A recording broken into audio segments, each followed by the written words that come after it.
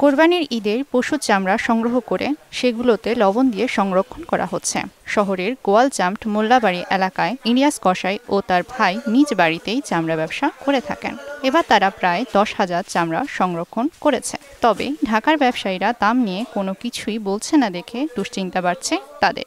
আমাদের চামড়ায় যে খরচ, প্রচুর খরচ, চামড়া এই হিসেবে আমরা দাম পাইতেছি না বর্তমানে। ঠিক আছে, চামড়ার দাম ওই 400 টাকা 500 টাকার চামড়ায় খরচ যাইতেছে বর্তমানে, যে খরচ সেই হিসেবে আমাদের চামড়ায় আমরা সেই হিসেবে কোনো দাম পাইতেছি না। আমরা আমাদের বর্তমানে যে চামড়া যেভাবে কিনি আমরা, সেই হিসেবে সরকার বলে যেভাবে রেট দেয়, সেই হিসেবে আমাদের তো কোনো কোম্পানি সেই হিসেবে আমাদের দাম দেয় না। যার চামড়া হয় 6-7 দিনের ভিতরে আমরা টাকা পাঠাই দিই।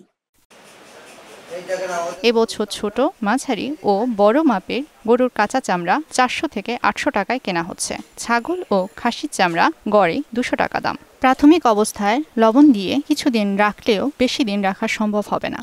বাজার থেকে কিনে আনি সুন্দর করে ঢেলি মেরে এই লবণ দেই, 500-600 টাকা করে কিনে আনি, ঢাকা বেশি কিনে আনা হয়েছে। আইনে করে 45 জন লোক খাইতে লবণ দিয়ে চামড়াটা ভালোভাবে রাখা হয়েছে।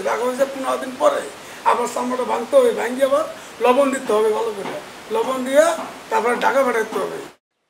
পর্যাপ্ত জায়গা না থাকায় আবাসিক এলাকায় নিজ বাড়ির আঙ্গিনায় ও শেডের নিচে রেখেই কাঁচা চামড়া পরিচর্যা করা হয়। এতে আশেপাশে দুর্গন্ধ ছড়ায়, নষ্ট হয় পরিবেশ।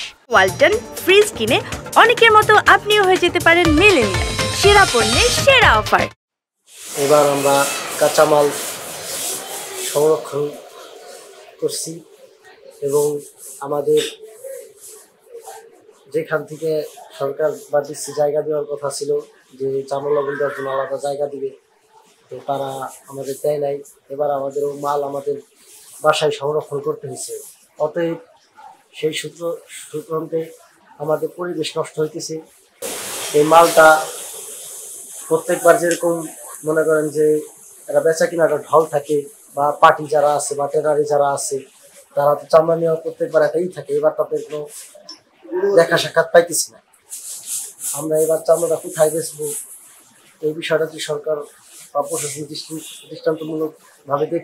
সংরক্ষণের অভাবে যেন পশুর চামড়া নষ্ট না হয় সে বিষয়ে জেলা প্রশাসন নজর রাখছে। লবণের সংকট বা দামের বিষয়ে কোনো অভিযোগ পায়নি জেলা প্রশাসন।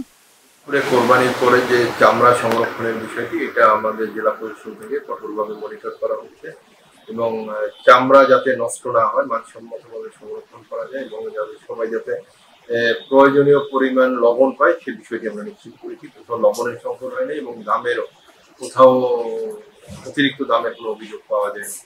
আমরা জনবসতিপূর্ণ এলাকা থেকে একটু দূরে একটি জায়গা নির্ধারণের চেষ্টা করছি। আমরা আশা করছি যে খুব তাড়াতাড়ি তাদের জন্য আলাদা একটি জায়গা দিতে পারবে যেখানে তারা চামড়ার ব্যবসা নির্বিঘ্নে করতে পারবে এবং এই চামড়া যাতে পরিবেশ দূষণের কারণ না হয় সেজন্য এরকম একটি জায়গা আমরা নির্ধারণ করছি এবং আমরা তাদের আর একটা জায়গা দিতে পারবো।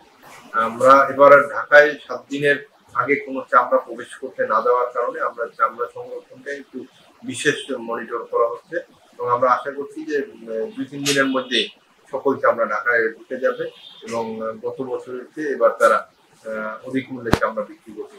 ফরিদপুর থেকে চামড়া বাহিরের দেশে পাচার হওয়ার এ পর্যন্ত বা গত বছরও আমরা এরকম কোনো তথ্য পাইনি। এখানে যারা ঢাকা থেকে ব্যবসায়ীরা আসেন মূলত ঢাকায় নিয়ে যান এবং এখানের ব্যবসায়ীরা ঢাকার সাথে যোগাযোগ করেন।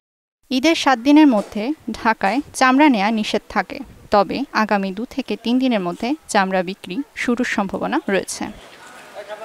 মিশাল বিনতে আনোয়ার, মোহনা সংবাদ।